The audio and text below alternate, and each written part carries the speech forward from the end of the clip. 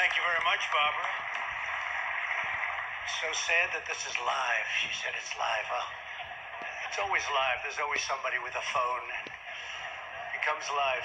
Ask a lot of politicians that are no longer in politics. I want to thank Marie Jose Gravis for your incredible leadership of the club. It's an honor to be here. It is wonderful also to be back in New York with so many friends and distinguished leaders, business and finance, academia, and I have to add, in real estate. All my real estate friends are here. I'm especially grateful for and to your longtime club members, because it's a club with a tremendous reputation and somebody doing an absolutely incredible job as director of the National Economic Council, a friend of mine who I got on. I've been hearing this voice for 35 years. It's driving me crazy. Larry Kudlow. Always calm, always cool, and he's just Larry. And he's terrific, I'll tell you that. 3 years ago, I came to speak before this storied forum as a candidate for president. And at that time, America was stuck in a failed recovery and saddled with a bleak economic future, and it was bleak. Under the last administration, nearly 200,000 manufacturing jobs had been lost. Almost 5 million more Americans had left the labor force, and jobs were not exactly what you would call plentiful. And 10 million people had been added to the food stamp rolls. In 2016, the Department of Labor predicted that Americans would continue dropping out of the workforce in record numbers.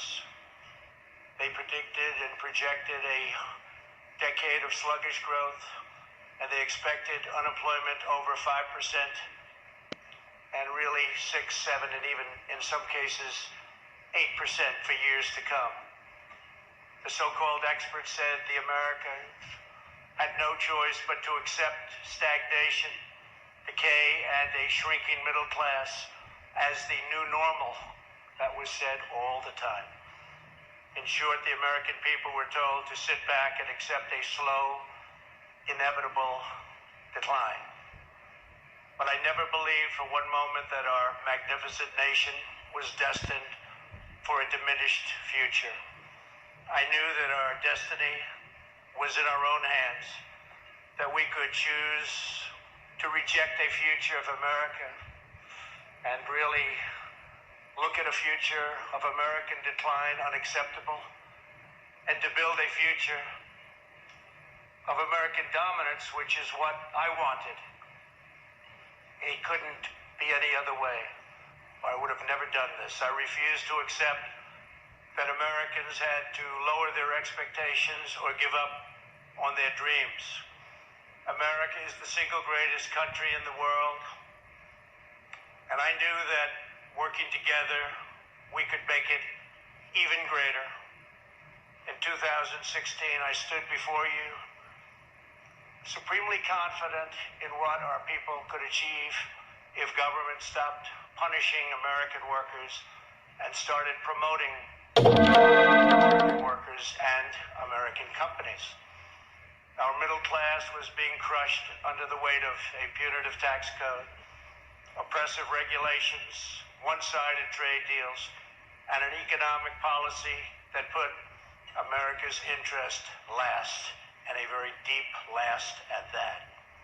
I knew that if we lifted these burdens from our economy and unleashed our people to pursue their ambitions and realize their limitless potential, then economic prosperity would come thundering back to our country at a record speed. That's what's happening. Today, I'm proud to stand before you as President of the United States to report that we have delivered on our promises and exceeded our expectations by a very wide margin. We have ended